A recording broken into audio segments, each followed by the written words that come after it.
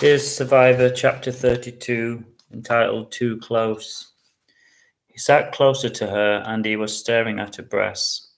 Do you live round here? He inquired noisily. Yes, she said, with my husband. You don't look married to me, he said, putting his arm around her. She looked around and there was no one about. She knew she should have taken a taxi home, and now she was vulnerable. I'd love to kiss you, he said. Are you serious? She replied and tried to laugh it off. Before she could get up, he'd forced his tongue into her mouth, and she tried desperately to pull away. But he had his arm around her in an iron grip. She couldn't breathe, and he began pawing at her like a sex-starved teenager. She reached into her jacket and pulled out the knife. She smashed it into his thigh. He let out a scream and loosened his grip. In a flash, she brought the knife across his throat and watched the blood gush out as he screamed, but not for long.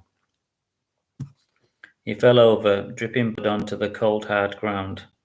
Luckily, she'd been wearing leather gloves and had been under the cover of darkness.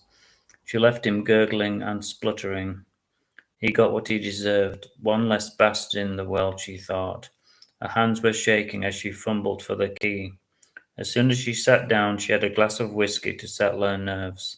The ice clinked in the glass and she steadied it to her lips. She felt like she was cursed. Is this the fate of all pretty women? She lamented. One thing for sure, she'd be more careful going out in the future at night. She was relieved. She'd been wearing gloves and a scarf. The last thing she wanted was to be apprehended by the police. She didn't want to swap the comfort of her newly acquired apartment for a Spartan jail cell. That night she slept fitfully and had a terrible nightmare as each victim returned to her bedside to harangue and terrify her. Their skin was pale and their clothes were stained with blood.